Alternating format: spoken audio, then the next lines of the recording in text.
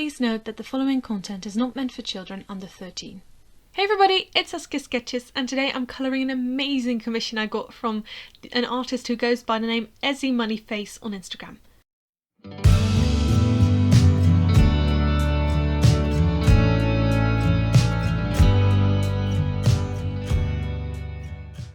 So the commission I got was an image from Tan and me, and oh my gosh, I'm so in love with it. And it was a digital commission, like a sketch. It cost $60. I definitely think it was worth the price. And yeah, so the first thing that I wanted to do was I wanted to have a clear image, but since my printer was kind of broken out of ink, I opted to actually trace the image. So the way that I went about that is I used some of my pencil shavings that I've saved. I never thought I'd be using them for anything, but I don't know why I saved them. I've got this thick mechanical pencil that I sharpen on a piece of what do you call that? Sandpaper, that's it. And I also I always save the shavings that I get off it, and I use it for this. So I rub the back of this paper in the pencil shavings, and I then went ahead and traced the image. So what it actually does, whilst you're tracing over the image, the graphite that's on the other side gets pressed down into the paper, and that's how you get a clean transfer of the image that you're trying to get. It's important though that you trace over all the lines, and because if you get one, you cannot put it back over and line it up perfectly. That's practically impossible. So luckily I got almost all of them. I only missed a jawline, and I think this goes without saying, but always give credit to the original artist if you're tracing, and preferably don't trace at all, only for like specific circumstances like this one, because I actually bought the piece, so it's actually mine. So I've given myself permission to trace it, but always and even when you're getting a commission, like, you know, be nice and, you know, share who actually made it, because I do feel like it's not my art because I didn't make it, but I did buy it, so technically it's mine. But I'm not the original artist, so I just feel very strongly about giving credit to the original artist, especially if you directly copy their image like this. So please use this technique wisely, because it's important not to offend anyone or not to rob anyone of their art or of their credit, because that's not cool, guys. Okay, come on, just be fair. And then it was time for me to do the line art, I guess. So I kind of try to just do the line art the way I would do it, because Ezzy had done it a little bit different than I did, or than I would do it normally, and that's awesome, because I mean, no artist draws the same way, so it's awesome to see, especially if you get a commission. You don't want to get a commission of something that's going to look exactly like your style. That's why I wanted to commission this artist, because my goodness, have you seen their style? It's amazing. It's so gorgeous, and it just makes me so happy to look at it. It looks so pretty, and yeah, that's why I wanted to I guess get commission from this artist. And oh my goodness, it's so gorgeous. I love the image, and they were so interested in hearing about my characters and how to I know what the personalities were and everything, and oh, it was so much fun getting this commission. Oh my goodness, I think this is the most fun I've had ever with a commission, and I haven't bought many commissions, but it was so much fun, and I'll definitely, if I have the money, I'll definitely commission her again. And oh my gosh, I was holding my breath during the line art, because I was I don't know, I didn't want to mess it up, because I just love how this image looks. Like, oh, this is so cute, like, oh my gosh, oh, it makes me so happy looking at this. Oh, it's so much better than I imagined, and so much better than like, it's so different to my normal style, and that's what I love so much about it. So yeah, oh, I definitely recommend getting a commission from this artist. It's incredible. Like, look at it, look at it. Oh, and it's so amazing. And I actually think that the prices for one character is a bit better, because I had to pay double because I had 2 characters.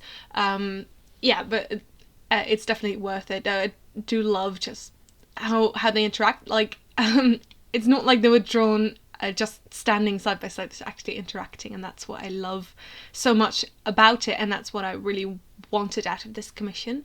And so I was trying to colour it in more of a cartoon style at first. I struggled a bit with the colouring, like, oh, let me walk you through this process. So I started off like looking at some examples of how Disney colours their work, because I feel like the style is pretty similar to Disney, especially Lion King.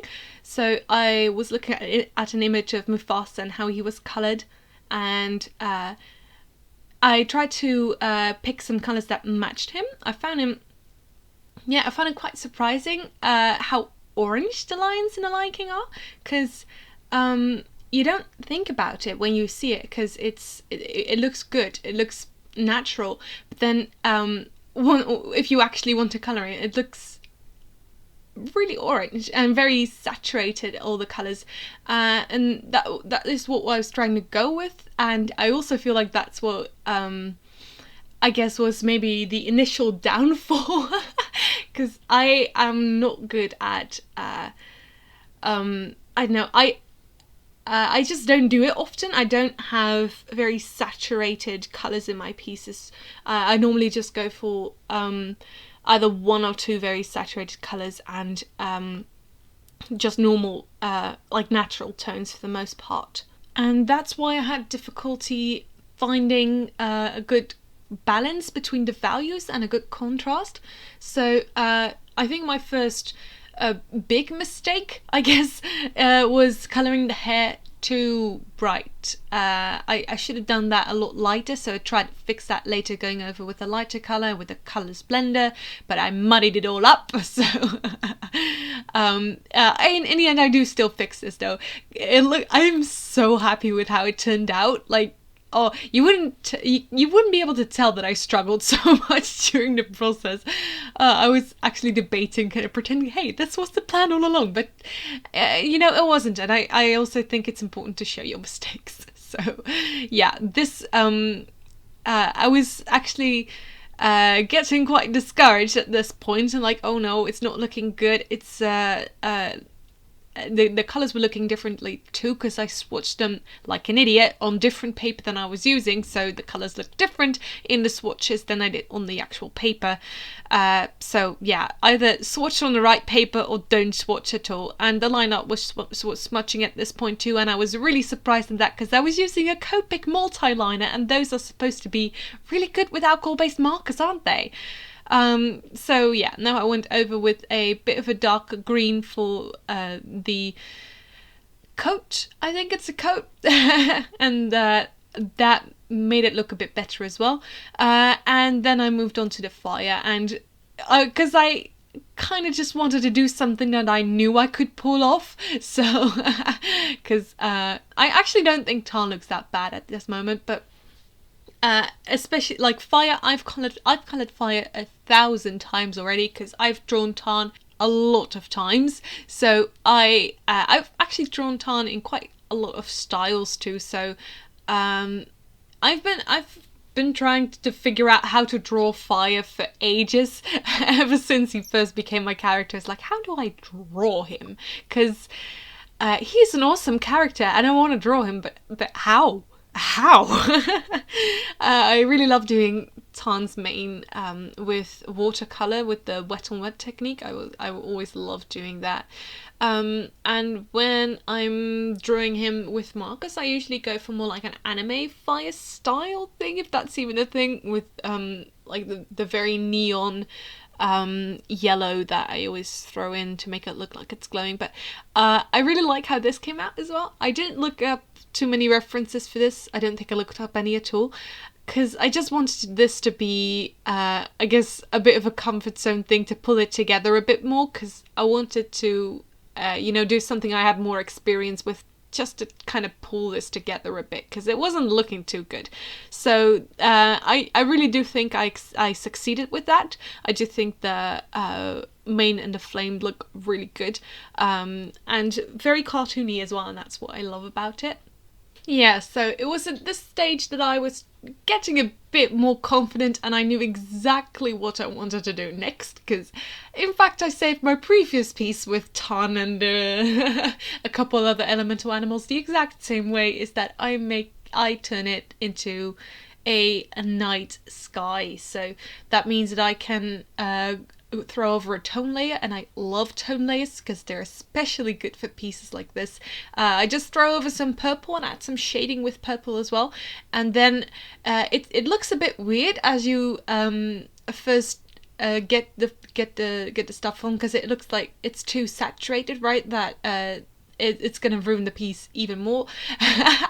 But if you actually stick with it and get that background in, it's gonna look so good. I love using tone layers. So like this, it already looks like it's a bit more, it already looks a bit more like a scene, like an actual like scene from a film, I guess.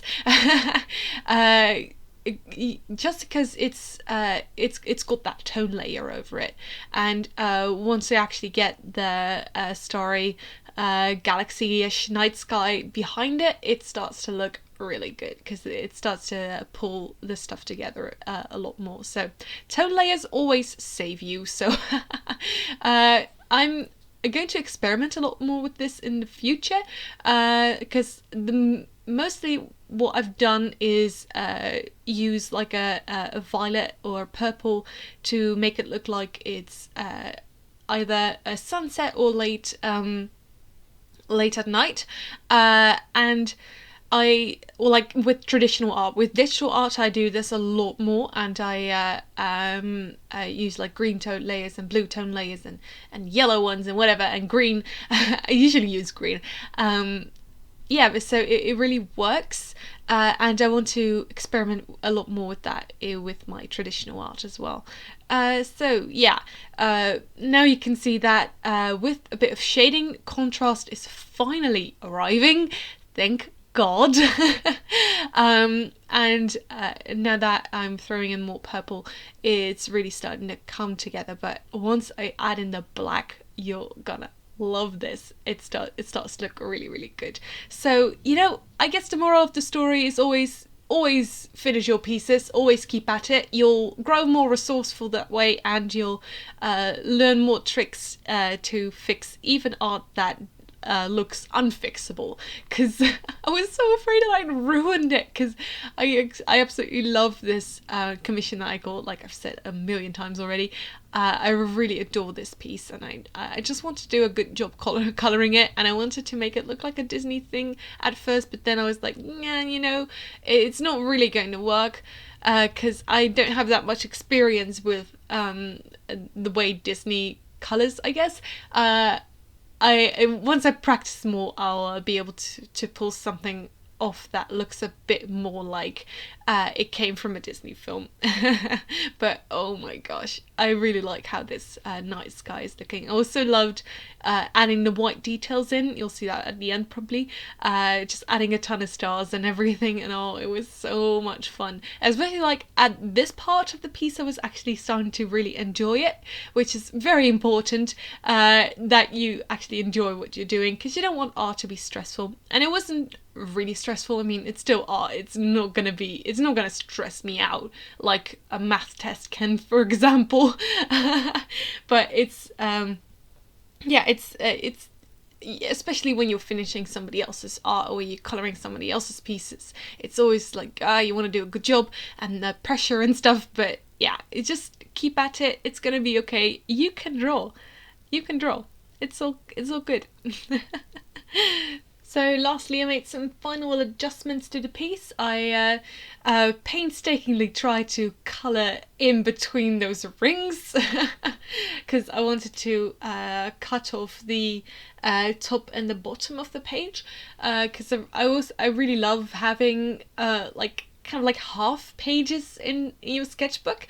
It always makes for a very interesting texture in your sketchbooks, and I always love adding contrast and texture in my sketchbooks. So I like adding things you can additional things you can flip over and find a different sketch underneath and stuff. So that's always fun. And here are the nice little stars that I'm also putting in there, because I mean, what's a galaxy without stars, right?